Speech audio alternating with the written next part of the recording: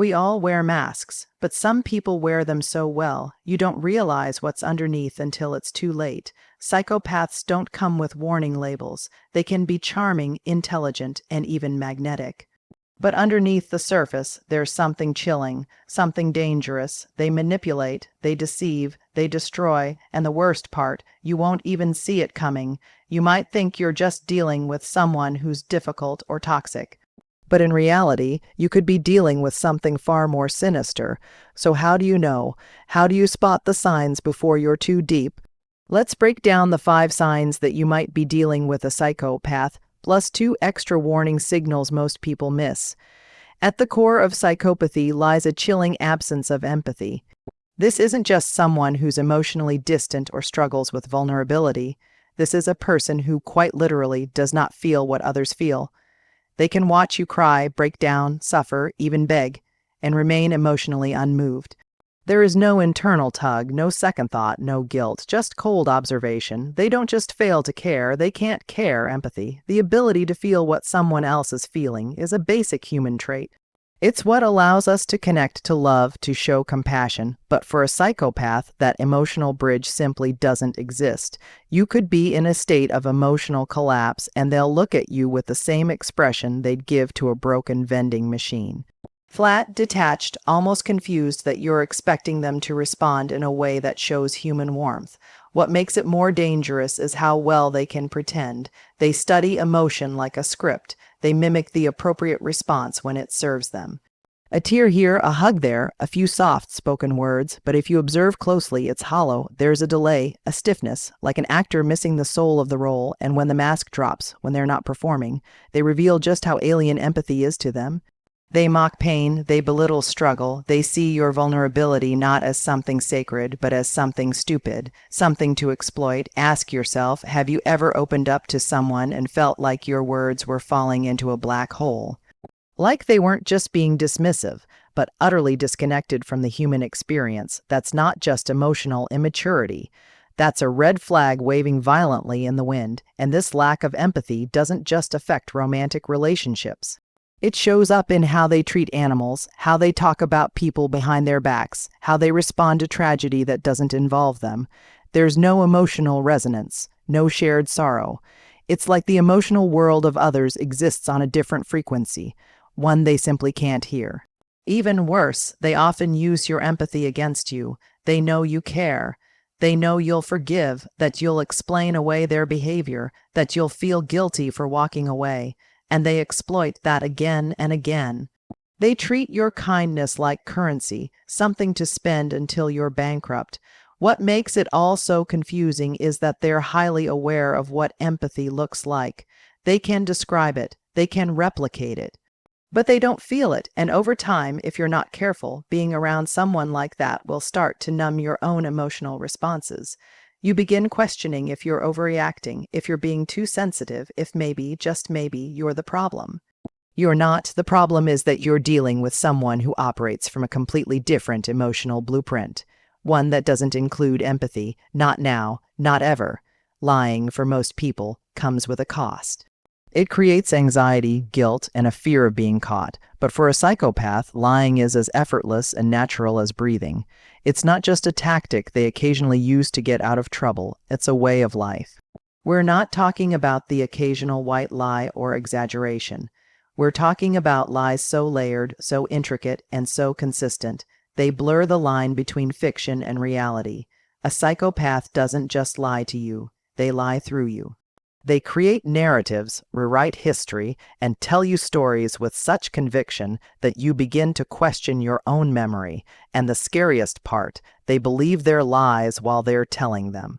There's no hesitation, no guilt, no fear, just a smooth, confident delivery that makes you feel like you must be the one who's confused. They're skilled at turning your suspicions into self-doubt. You might catch them in a contradiction, something that doesn't add up. And when you confront them, they won't flinch. Instead, they'll double down. They'll lie again and again, each time weaving a new version of the truth. If that fails, they'll flip the script. Suddenly, you're the one who's insecure, paranoid, or always overreacting. Pathological lying is about more than avoiding consequences, it's about control. They lie to shape your perception, to manage your emotions, to manipulate how you respond. One day they'll praise someone as if they're a saint, and the next they'll trash them like they never mattered. And if you ask why their story changed, they'll swear you're mistaken, that they never said that. Over time, this constant manipulation of truth can wear you down psychologically. You stop trusting your instincts. You start second guessing everything.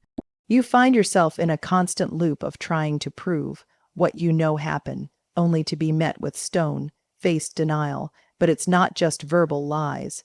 Psychopaths lie with their actions, their body language, even their silence.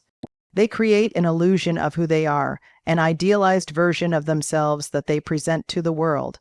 They can seem responsible, honest, loyal, even deeply spiritual or generous. But behind that curated facade is someone who sees honesty not as a virtue, but as a weakness to exploit in others. They lie about the big things and the small. They'll lie about where they were, who they talked to, what they said. They'll lie about things you know aren't true, just to test how far they can stretch your belief. Sometimes they lie for no reason at all, not even to gain anything, just to watch how you react, just to see if you'll catch it. This creates an environment where nothing feels stable. It's like living in a psychological fun house. Everything is warped and nothing is what it seems. And when the lies begin to unravel, they'll go on the offense. Why don't you trust me? How could you even think that? They make you feel guilty for doubting them, even when all the evidence is in your favor. What's more chilling is how easily they lie to everyone around them. Friends, coworkers, partners, family members. They craft entirely different versions of themselves depending on who they're talking to. They wear masks, multiple masks, and each one is designed to serve a purpose. They might seem like a saint to one person and a rebel to another, and if those people ever compare notes, the psychopath will turn it into a war, divide and conquer. Isolate and control. This isn't just about dishonesty. It's about deception as an art form. It's psychological warfare, and unless you're extremely grounded and self-aware, you won't even realize you've been caught in a web until you're completely entangled. Manipulation is their superpower, and they wield it with surgical precision. While most people try to be understood, a psychopath tries to control how you think, feel, and react. Every move is calculated. Every word is measured. Every action is crafted with one goal in mind, power. But unlike obvious bullies or aggressive narcissists, psychopaths don't always shout or explode. In fact, many of them manipulate with a calm demeanor, a soft voice, or even a disarming smile. That's what makes them so dangerous. They don't come across as overtly threatening until you're already under their influence. Their manipulation is slow, strategic, intentional. It starts with subtle things, compliments, small favors, flattery, creating emotional closeness. They study you, mirror your personality, and figure out exactly what makes you tick. What are your insecurities? What are your dreams? What are you afraid to lose? They gather this information not to connect, but to weaponize it later. Once they know your emotional blueprint, the games begin. They'll gaslight you, make you question your memory, your perception, your sanity. You might bring up something hurtful they did, and they'll say, "I never said that," or "You're being dramatic," or "You always twist things." They speak with such confidence that you start believing them, even when the truth is staring you in the face. They create confusion intentionally. They want you off balance. When you're confused, you're easier to control. They'll send mixed messages, one day full of affection, the next cold and distant. You'll feel like you did something wrong even when you didn't. They withhold affection to punish you, then give it back to reward obedience. It's a cycle of emotional conditioning, like training a dog, except you're the one being trained. Another manipulation tactic they master is playing the victim. Whenever you try to confront them, somehow the conversation ends with you apologizing. They flip the script so effectively, you begin to doubt your right to be upset in the first place. You might start to feel like you're the one who's toxic. You might even feel guilty for seeing through them. That's how deep the manipulation runs. And then there's triangulation, one of their favorite tools. They'll bring other people into your conflicts to make you feel jealous, paranoid, or insecure. They'll talk about how their ex never acted like this, or how a friend understands them better. It's all designed to make you feel like you're not good enough, like you're the problem that needs fixing. They control the narrative not just between you and them, but between you and others. They also know exactly how to mimic accountability. When they realize they've pushed too far, they might fake vulnerability, cry, apologize, make promises, but those tears are strategic. Those apologies are rehearsed. They don't feel sorry. They feel exposed. So they'll say whatever it takes to pull you back in, reset your doubts, and keep you locked into their web. What's chilling is how skilled they are at reading the room. They can pick up on your emotional energy and match it perfectly, but not because they care, because it's how they gain control. They manipulate through silence, through eye contact, through body language. Every interaction is a game of chess to them, and you're the opponent who doesn't even know a game has started. You'll find yourself constantly trying to explain your feelings to them, trying to get them to understand. But they already understand. They just don't care. They want you emotional. They need you confused, because clarity would mean freedom. And they can't afford to lose control of the strings they've wrapped around your mind. Sometimes their manipulation is so subtle that you don't even recognize it until months or years later. You look back and realize you lost pieces of yourself along the way. Your confidence, your independence, your joy. You changed how you spoke, how you dressed, who you talked to, because somewhere in the process they convinced you to. They don't force, they influence, they don't attack, they infect. And by the time you realize what's happened, they've already moved on to their next move, their next lie, their next psychological trap. If you're imagining a psychopath as someone dark, brooding, or obviously sinister, think again. One of the most dangerous misconceptions about psychopaths is that they're easy to spot, that their evil is worn like a badge, loud and aggressive. But the truth is far more chilling. Many psychopaths are charming. Irresistibly so. They know how to smile, how to speak, how to make you feel like the only person in the room. Their charm isn't just good, it's surgical, it's strategic, it's a performance, and they've rehearsed it for years. They're the type of person who makes an unforgettable first impression. They seem confident, funny, even magnetic. They tell great stories, they maintain eye contact. They know how to listen just enough to make you feel seen. But it's all surface level. That charm doesn't come from a place of warmth or connection. It's a tool, a trap, and once you've taken the bait, the real game begins. Superficial charm is often the first hook, the part of them that draws you in before the red flags appear. They'll often make you feel special, like you've finally met someone who gets you. You'll hear things like, "I've never opened up to someone so quickly," or "I feel like we have this incredible connection." These statements seem romantic or rare, but they're actually carefully scripted. They've said the same things to countless others, tailoring their charm to match exactly what they think you want to hear, and they're astonishingly perceptive. They'll study your reactions, your values, your boundaries, and then reflect those things back to you like a mirror. They know how to imitate emotional intelligence without possessing any of it. If you value kindness, they'll perform it. If you admire ambition, they'll talk endlessly about their goals. If you've been hurt before, they'll position themselves as the one person who would never do that to you. But none of it is real. It's smoke and mirrors. The charm is calculated, not spontaneous. It's not about connection. It's about access. Access to your mind, your trust, your resources, your time, your vulnerability. Charm is their Trojan horse. It gets them through the gates of your emotional defenses without raising suspicion. The tricky part is that they don't just charm you, they charm everyone, your friends, your family, your coworkers. Everyone thinks they're wonderful, and when you start to notice cracks in their behavior, when you begin expressing concern or sharing what you've experienced, they don't believe you. They'll say things like, "He's so nice," or "She's always been great to me." This isolates you. It makes you feel like maybe you're the one seeing things wrong. Maybe you're imagining the manipulation, the lies, the emotional coldness, but you're not. Psychopaths are masters of social camouflage. They wear different masks depending on the environment. To one person, they're charming and charismatic. To another, they're thoughtful and deep. To you, behind closed doors, they might be cold, controlling, or cruel. But because their public persona is so polished, they always have an alibi, always. You can't point the finger without looking like the unstable one, and it goes deeper. Their charm can make you emotionally dependent on their approval. Because when they want to make you feel good, they're amazing at it. They'll build you up with compliments, attention, and passion until you start relying on them for validation. But then, slowly, they withdraw it.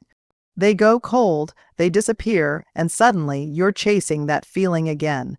The feeling of being seen, adored, understood.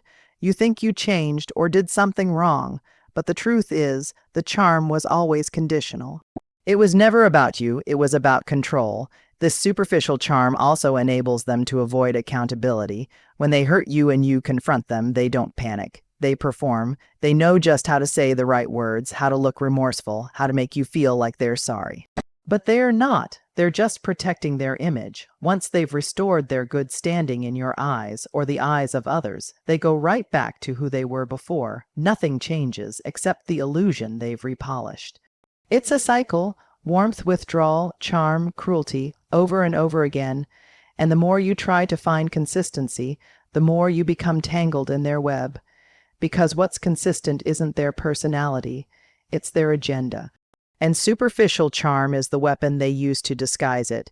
This kind of charm is not real affection, it's not love, it's manipulation wrapped in a smile, it's control hiding in compliments, it's performance, not presence. And once you recognize that charm for what it truly is, you start to realize that the person you thought you knew never actually existed. One of the most terrifying traits of a psychopath isn't just their capacity to hurt others, it's their complete inability to feel bad about it. While most people wrestle with guilt after doing something wrong, a psychopath moves on without a flicker of conscience. They don't just suppress guilt, they are fundamentally incapable of feeling it. And that absence, that internal void where remorse should live, is what makes their behavior so profoundly dangerous. You could be sobbing in front of them, explaining how their words or actions devastated you, and they'll stare at you with a blank, almost bored expression. Or worse, they'll look amused. Your pain is data to them, a psychological map, something to study, not to feel sorry for. While you're emotionally unraveling, they're calculating their next move, not based on empathy, but based on utility. What can they get out of this moment? When they do apologize, it's not real, it's damage control, it's image management, it's a script they've memorized and they deliver it with the right words, maybe even the right tone, but there's no soul behind it. A real apology comes from a place of introspection, from a moral compass that points inward, but psychopaths don't have that compass. They only mimic what a healthy person would do in that situation. If you try to hold them accountable, if you confront them with their lies, their betrayal, their manipulation, they don't reflect, they deflect, they minimize it, justify it, turn it around on you, you're overreacting, you misunderstood, it's not that serious, or you brought this on yourself. Instead of remorse, what you get is resistance to owning any part of the damage they've caused, because in their mind, they did what they had to do, and they'd do it again, and the scariest part. They often feel justified in their cruelty. They believe they're smarter than you, that your emotions are a weakness, that morality is for the naive and sentimental. To them, life is about survival and power, not kindness or fairness. If they hurt you, it's not because they lost control, it's because you were in the way of what they wanted. And once you're no longer useful, your suffering becomes irrelevant. You may notice how they never seem to struggle with regret. Not just in relationships, but in life. They move through jobs, friendships, and romantic partners like stepping stones, never pausing to reflect, never acknowledging the mess they leave behind. They don't grieve lost connections because to them, people are not bonded souls. People are tools, resources, something to be used and then discarded when no longer needed. They don't lose sleep over betrayal. They don't replay arguments in their head, wondering if they were too harsh. They don't sit alone at night feeling the weight of the pain they've caused. That kind of emotional processing, the kind that fuels personal growth, is completely foreign to them. Instead, they sleep soundly. They move on quickly, sometimes even gleefully, because in their world, winning matters more than integrity. What's even more disturbing is how easily they talk about past behaviors that should make anyone feel ashamed. They might casually mention cheating on someone, manipulating a friend, or exploiting a situation for personal gain, with zero remorse in their voice, no hesitation, no discomfort, just a matter of fact recounting as if they're describing what they had for lunch. And if you express concern, they'll either mock your sensitivity or tell you that you'd do the same if you were smart enough. Their lack of guilt isn't just a missing emotion. It's a whole different operating system.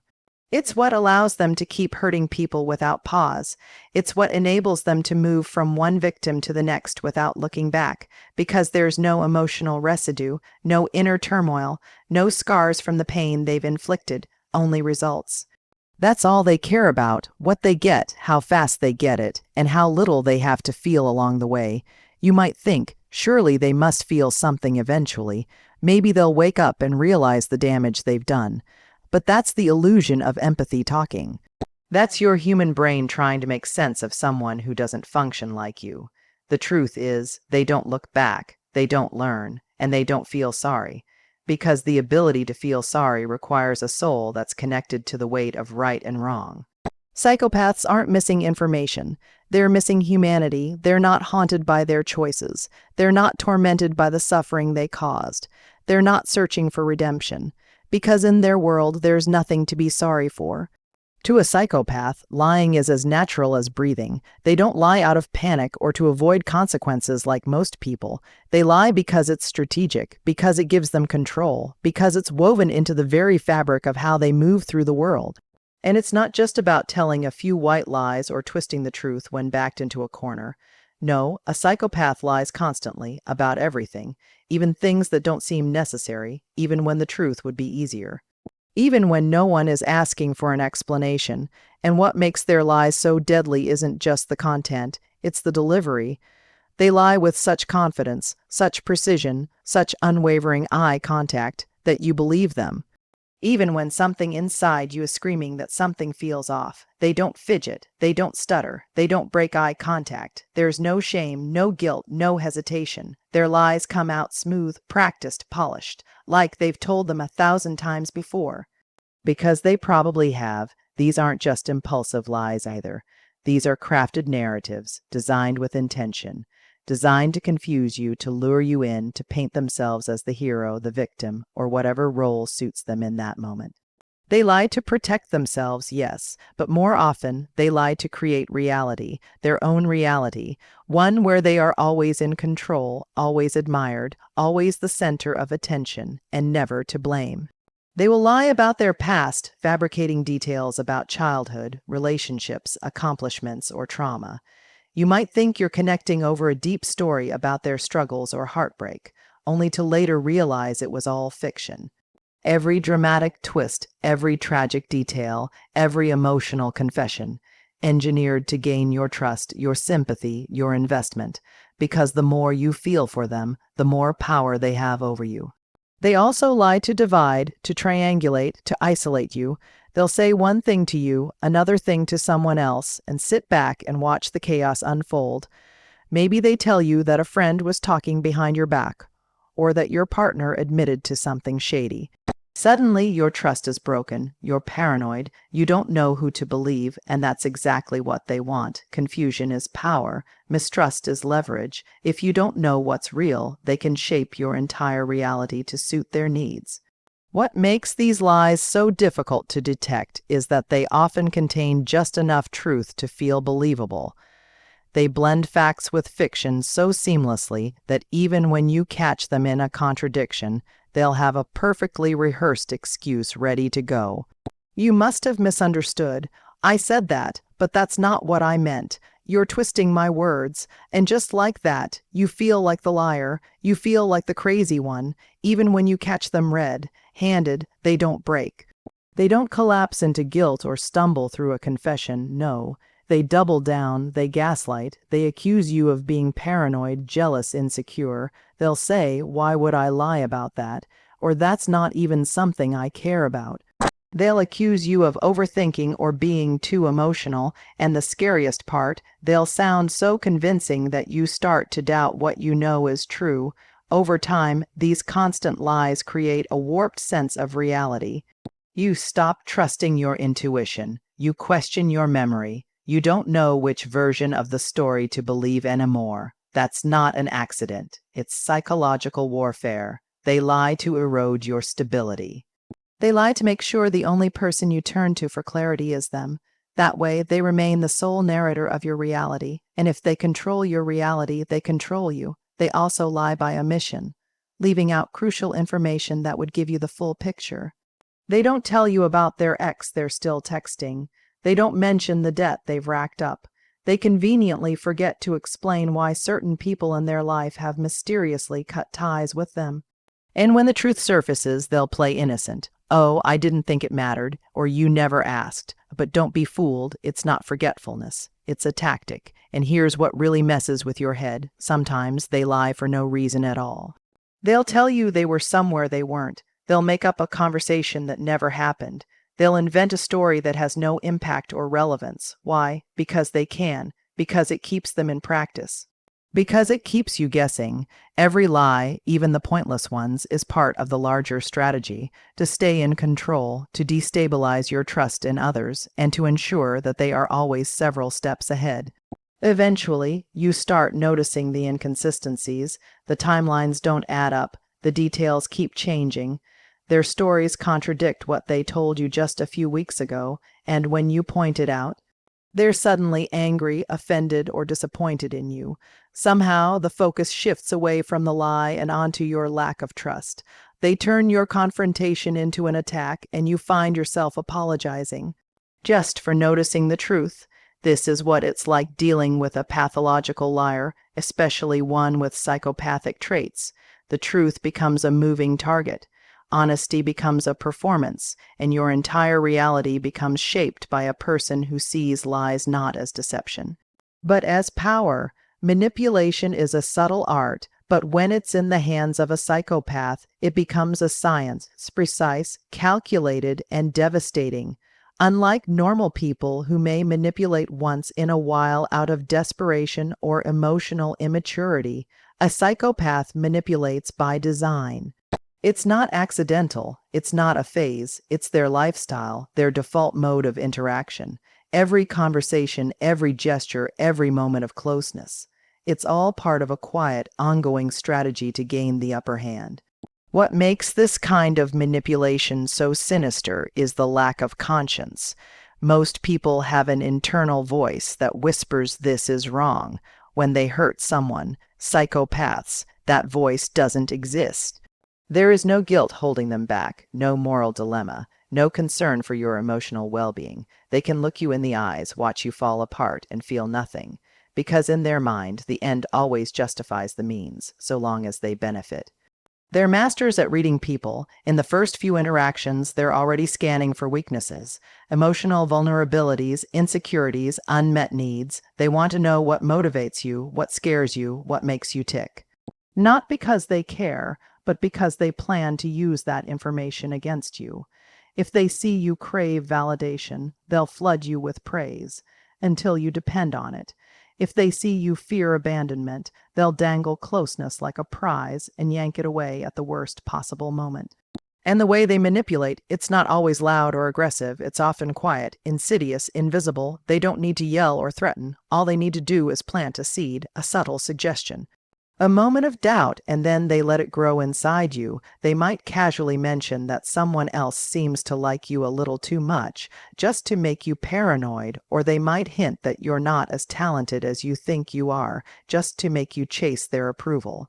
It's death by 1,000 psychological cuts. They also use guilt like a weapon, not the kind of guilt that comes from mutual respect or accountability, but a distorted, twisted guilt that traps you in cycles of self-blame.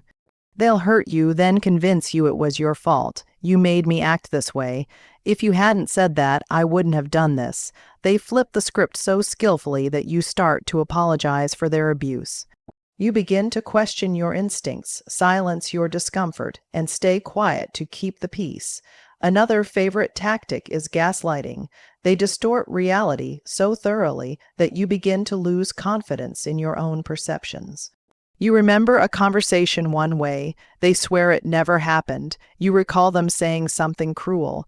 They insist you misunderstood. Slowly, piece by piece, they erase your reality and replace it with their own. A manipulated version of events where they're always innocent, always justified, always in control. And the more you resist, the more they question your mental stability. You're so emotional. Why do you always overreact? Maybe you need help. These aren't just insults. They're psychological operations. They also manipulate through triangulation, bringing in third parties to confuse, distract, or provoke you. Suddenly, there's someone else in the picture, an ex who's just a friend, a coworker who gets them better than you do, or a new person they compare you to, always favorably, of course. You're not just dealing with them anymore. You're in an emotional triangle, constantly trying to measure up, prove yourself, or regain the closeness they've given to someone else. And they love it because while you're spiraling, they're in control of every angle. Another disturbing pattern is their ability to manipulate with kindness. They don't just control with cruelty, they control with generosity. They'll give you a gift, help you out, or do something thoughtful, and it won't be out of love, it'll be leverage. Later, when they betray you or humiliate you, they'll say, "After everything I've done for you." Their generosity wasn't selfless, it was transactional. And now you're indebted, now you're the ungrateful one, now you look like the villain, and the manipulation doesn't stop with individuals. It extends to groups. Psychopaths are often skilled at manipulating entire social circles. They create a persona that seems trustworthy, fun, even admirable. Everyone thinks they're great, everyone defends them, and if you try to speak out, you're met with doubt, confusion, or worse, accusations. Because they've already manipulated the narrative, they've painted you as unstable, jealous, or dramatic. Long before you ever opened your mouth, you've been set up, silenced before you even knew the game had started. Perhaps the most horrifying part of their manipulation is how calm they remain throughout. There's no emotion behind it, no turbulence, no regret. It's clinical, cold, like moving chess pieces across a board. You're not a person to them, you're a position, a function, a step on the ladder to something else. They want attention, admiration, status, money, sex, validation. And once you stop serving that purpose, they discard you without blinking.